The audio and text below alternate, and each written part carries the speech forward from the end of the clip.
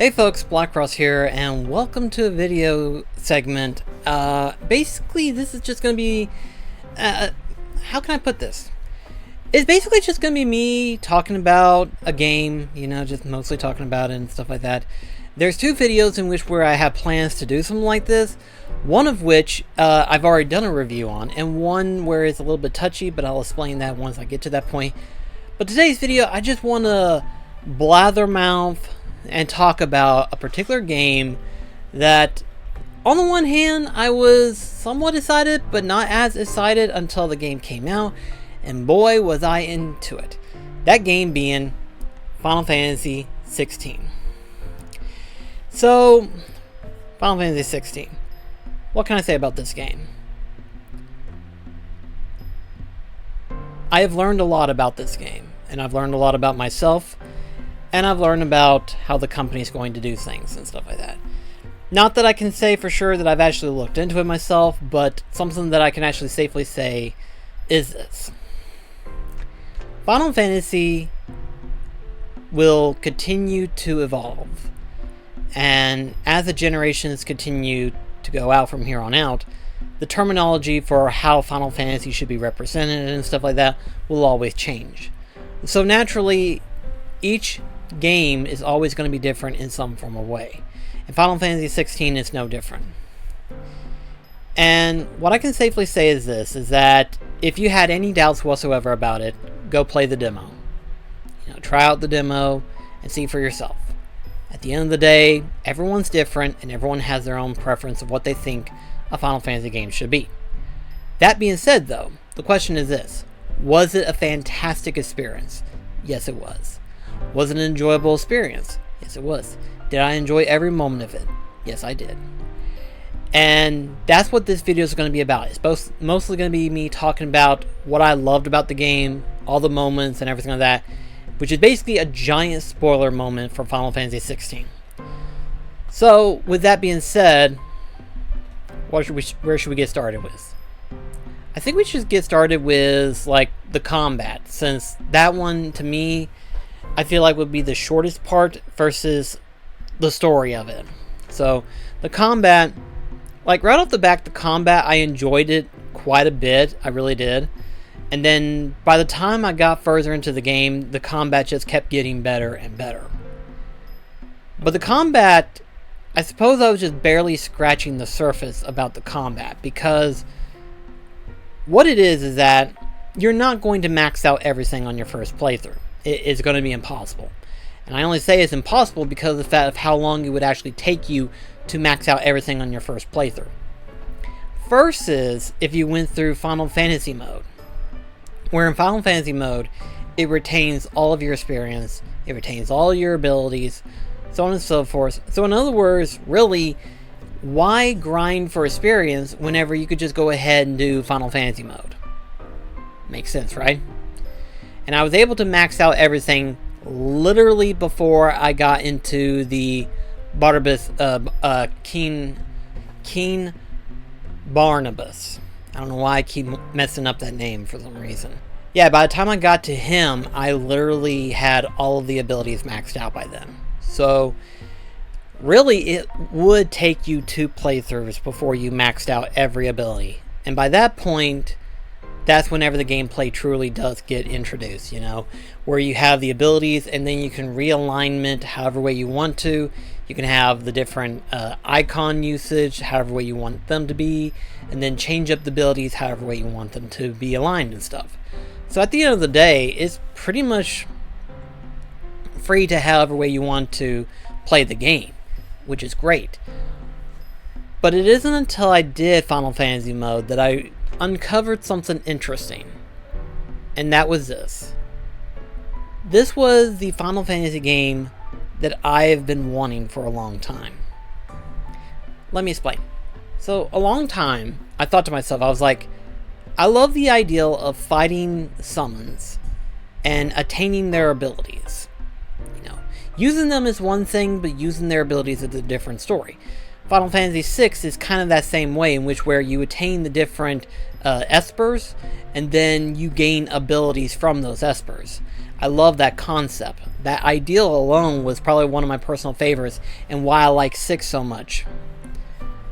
So it's kind of in that same way, except a lot more deeper. So with the way they made the gameplay and everything like that, they basically wanted it to be where as soon as you defeated an icon and attained their powers, you would experience their abilities. And not just like, oh, haste or whatever, something like that. Actually controlling the elements of that particular icon. You know, being able to fire Mega Flare, being able to shoot out ice beams and stuff like that, being able to summon thunder and stuff like that. All of this makes for an interesting gameplay mechanic. Makes it so interesting, so unique, and I ain't gonna lie, it's one of those moments in which where I got a little cocky half the time. I got a little cocky, I got a little experimental, and I think that's the fun part about this game, is the fact that as you attain new abilities, you get to try them out in ways that you ordinarily wouldn't think it. Now, the cool thing is this, is that it's not like Devil May Cry or anything like that, where you have to input different button prompts in order to unleash certain moves and stuff. It's pretty easy to initiate these different moves and stuff, but how they're used is what makes them unique. For example, Garuda would be the first example of different usage of icons. So, different enemies will have certain points in which where some of them can be staggered. These particular enemies have 2 phases. You have the halfway point, and then you have the complete depletion of stagger. When they reach their halfway point, if you use Garuda's grab ability at that point in time, it stuns them for a little bit longer period. So in other words, you have a brief 10-second period of being able to unleash some kind of combo move that will devastate them. And I loved using this a lot. Almost as much as I loved using the Rama's crystal thing that it has. You know, where if you summon it in place and you hit it, it sums up a jolt beam of lightning to the enemy and stuff like that, damaging them. And then not only does it do that, but it can also work if the enemy hits it and it does damage to them still. So, you know, you got 2 points of damage and stuff like that. Garuda's where if you grab it halfway, it gives you that brief moment of time in order to deal massive damage to them. Another cool thing too would be Titan. Titan's a really good one. I think Titan's my personal favorite icon, I have to admit. I think Titan is my personal favorite. More than just the combat, but we'll get to that later. But Titan, basically in terms of Titan, you have 2 forms of the counter move. For those that don't know, you can block with Titan, and if you time that block, you can then counter with a 3-punch maneuver.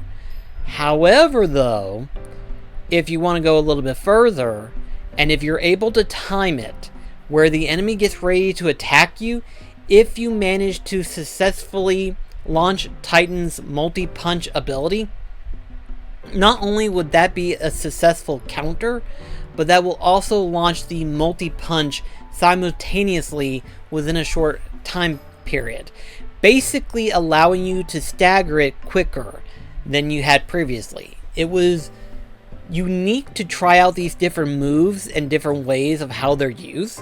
And even with Bahamut I didn't think was good enough until I found out that, hey, if you dodge at certain points and times while in flight mode, basically where he's hovered and he's got the wings out, he can dodge it, and then his Mega Flare is charging up after that dodge. I did not know that, and that was really unique in my personal opinion.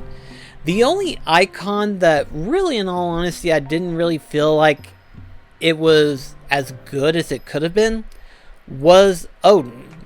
Now, Odin's, on the other hand, depending on how you feel about it, it really depends, because if it's against an enemy, it works really, really well. If it's against a boss, it's not as effective as it could be, you know? In fact, I would argue and say that Odin's probably one of the more weaker icons, you know, which is sad because the way they made Barnabas with Odin it made it feel so threatening every single time you saw him. Every single time you think to yourself, oh shit, I'm dead. It was so crazy. And then when I finally got the ability to use Odin's powers, I was sadly underwhelmed. It's kind of sad to say, but Odin's powers wasn't nearly as good. But I think probably what it was the fact that I wasn't using it effectively. Like, there's these certain stone tablets that you can encounter where you use certain icon abilities and stuff like that, specifically of that particular icon. Like, for example, the Phoenix one, the Garuda one, Titan, Ramna, Shiva, Bahamut, Odin, all that stuff. And I was able to experiment with the different icons' abilities and stuff like that. And when I got to Odin, that was actually the hardest one. Mostly because I guess what it was is the fact that I wasn't understanding how to use it effectively.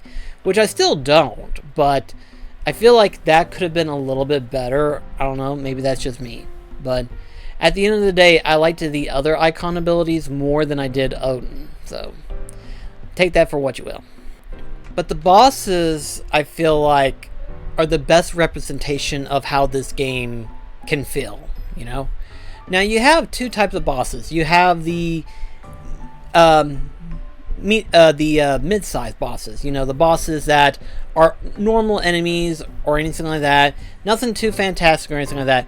But then once you get to the main bosses, you know, like the big bosses that truly matter, the main story bosses, these particular ones, they stand out the most. You know, they stand out the most at being the most iconic and the most intense fights that you'll get on. Like, one of the most iconic phrase that I think I heard a reviewer, which is Happy Console Gamer, when he talked about Final Fantasy XVI, was that certain bosses felt like the final boss. And that's no exaggeration. They made them so over the top, so insane, you literally think to yourself, there's no way this is the end, right? There's no way. This is too...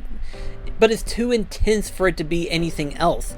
And it was so intense every single time. But probably the most insane one would be the fact that I was fighting off against Hugo. Basically Titan. That boss fight was nuts. From fighting Hugo himself to later on fighting against Titan, that entire time was just insane. Absolutely nuts. I was like, how in the world? Holy crap, will this game stop being so intense? Oh, but to be honest, I'm glad it never did stop because it was perfect the way they had to execute it, in my personal opinion. You know, from fighting as Clive to fighting as Infant. They made it perfect every step of the way that they could. And it all helps the fact that I didn't go into this game knowing anything. I barely knew anything with the exception of like what the very first trailer was. That was it. That was my only information that I actually had. Anything else was completely blank. So my anticipation for the game was extremely low because I knew nothing about it. By the time I went into it, every single step of the way kept getting more and more exciting because I wanted to know where the story was going to develop. I wanted to know what other bosses I could fight. I wanted to know what else I could do in this game. And it was insane. It just never stopped. Every step of the way was just intense.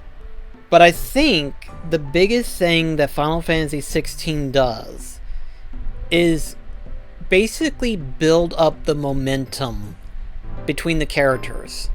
In terms of the story, it builds up the momentum that it needs to build up every step of the way.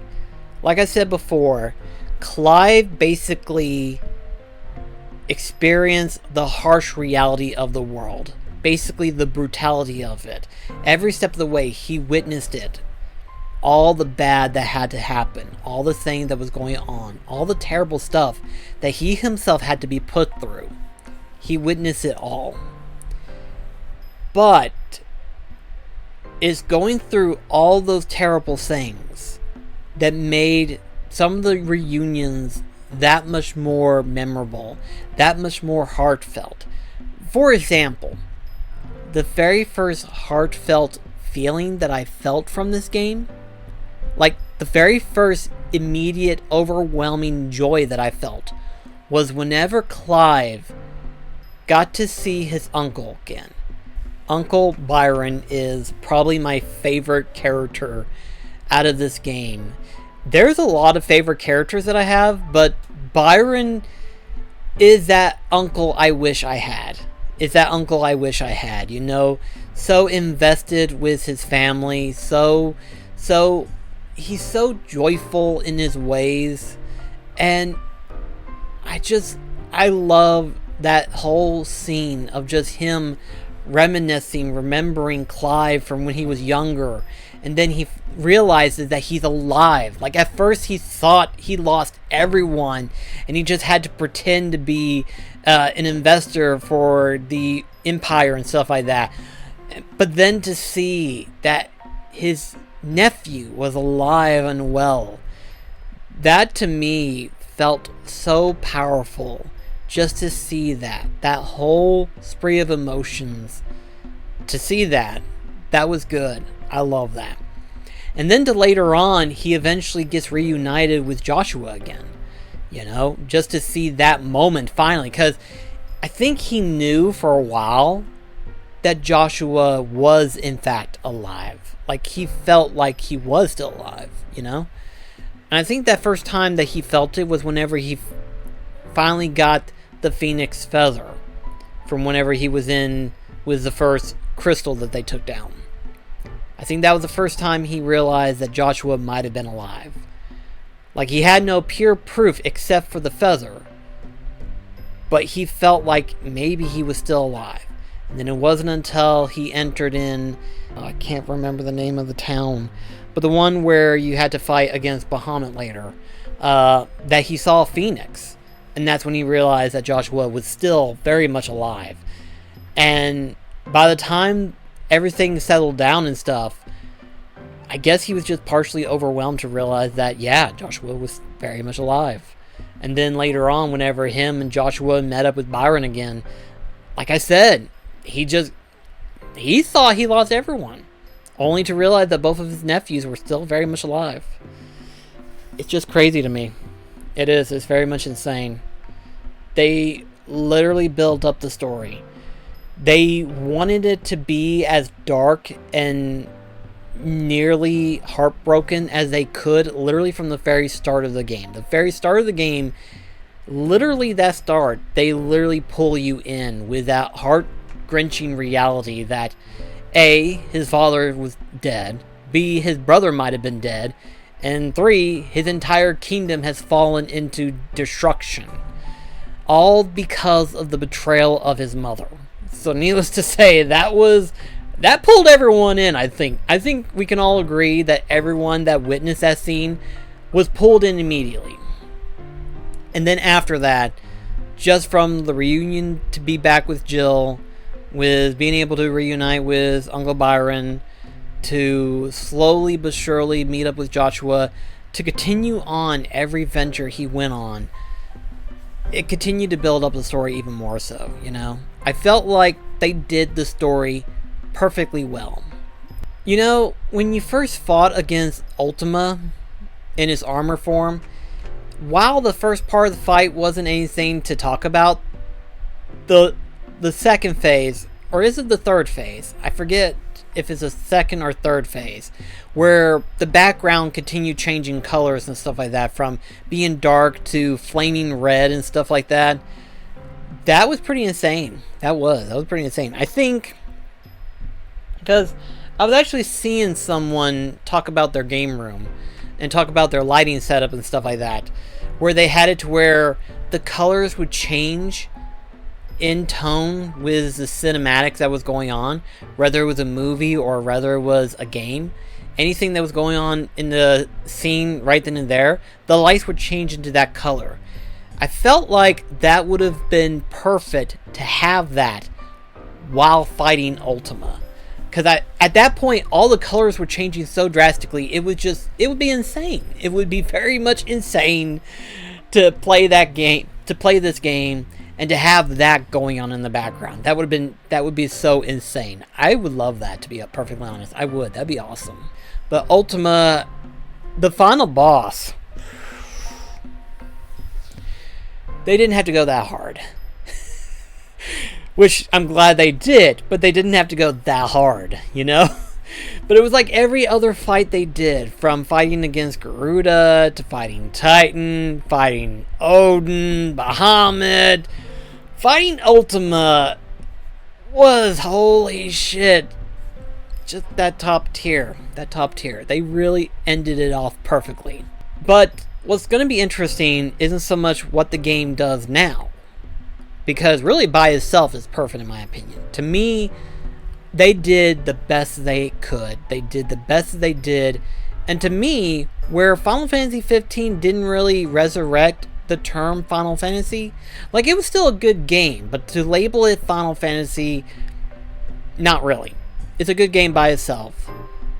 But 16, I felt like resurrected Final Fantasy. Like, you know, we had this long series of like Final Fantasy that didn't really peak up, you know. I mean, one would argue say 14 picked it up, but that's an MMORPG. So most of us don't even count MMORPGs as like the main Final Fantasy lineup, you know. So we had Final Fantasy 12, which was okay, but not a lot of people talked heavily about it. We had 13, which it got a lot of criticism after its release, like a lot of criticism. And then 15's a little bit mixed. You had some people that loved it, some people that hated. I personally still love 15. I will still have fond memories of thinking about what could be from when it's developed and stuff like that. But 15 was good on its own, I think. 16, however, though, 16 brought back Final Fantasy. It brought back the term Final Fantasy, in my personal opinion. So take that for what you will. If you think that Final Fantasy 16 did a good job of bringing back Final Fantasy, that's up to you. But we now have DLC being announced. We have DLC. In fact, I was able to witness this free costume patch that they had, you know. I was able to experience that before beating Final Fantasy mode, which I love that. I was able to see the outfits and stuff like that, and I have to say I like the new outfits. I do. But to have the ability to change the weapon how it looks while keeping the stats, I love that. I love that, because there are some swords that I like better in terms of design and style. I like some of the swords better. The ultimate weapon, despite how it looks, I don't care much for how it looks. It kind of reminds me of the Moonlight Greatsword from the Dark Souls series, which I don't know if that was purposely. You know? But the ultimate weapon was fine, but there are certain blades that I like better than others. But to be able to change out the outfits for the characters, including the Chocobo, I thought that was really cool. I love that. But they also have announced it that they're going to be releasing 2 other DLCs to go along with Final Fantasy 16. 2 other DLCs. Which is nuts. Okay, that's nuts. To realize that they're going to be releasing 2 more DLCs for Final Fantasy 16. That's awesome. I have a theory as to what one of them might be, but that's for the other one. I don't know. That's going to be interesting to see how that's going to play out, because, again, the way that they ended Final Fantasy 16, I felt like that was a perfect ending to have. You know, yeah, it was sad, and yeah, it's a tearjerker. It's a tearjerker, what it is. But I think one of them is going to involve the mysterious 8th icon. I think there was 8, right? You had originally Phoenix, Garuda, Rabna, Titan, Bahamut, Shiva, Odin. Yeah, originally 7 icons, minus Infant. But then you have this mysterious 8th one. And as Joshua puts it, the Lost icon. The Lost icon Leviathan. So that's an interesting thing. Why is it lost? Some people determined that there was a race of people who had the attribute of water, but was demolished since the blight and stuff. So because there wasn't anyone that could hold the icon of water, meaning that Leviathan was lost. But I don't know. I don't think it was lost completely. So maybe that DLC will explain either what happened or if we can fight against Leviathan. Which, that would be awesome. I would love to be able to fight Leviathan. Because the fact that we didn't get to fight Shiva or Ramna, it doesn't bother me. But I would have loved to have the option to fight them in like some kind of like, you know, because of how the stone tablet works and stuff like that, we could have easily had an option in which where we could refight the icons, you know, refight them in different ways. I would have loved to have been able to do that. Ultimately, I still hold my overall opinion about Final Fantasy XVI still to be a 4 out of 5. I still hold it as that because, in all honesty, it's probably one of the best Final Fantasy games that we have gotten up to date, you know? Yes, we've had a lot of good Final Fantasy games, and I would still label this as one of my personal favorites. And yes, there are still other Final Fantasy games that I like better than this one. But it is still a really good Final Fantasy game regardless. And as you can see, this is the reverse side of the cover. I didn't care much for the other side of the cover that they had originally, so I flipped it over to this one because I love how this looks. Because, I mean, look at it.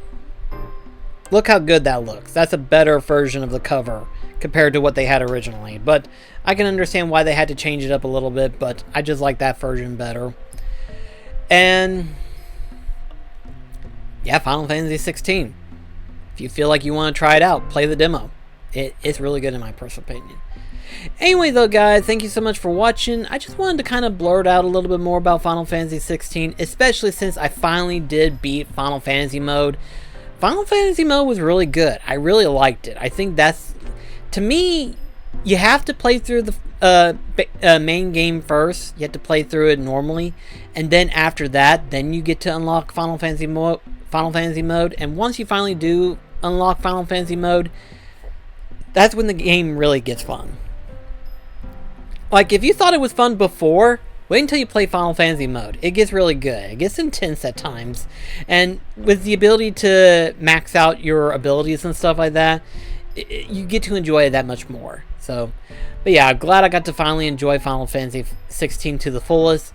And when the DLC is going to be coming out, they haven't announced when. They just said they're going to be working on 2 more DLCs. So, as of right now, we're kind of unknown at the moment. But thank you so much for watching, and I'll see you in the next video. This is BlackCross signing off. Catch you guys later.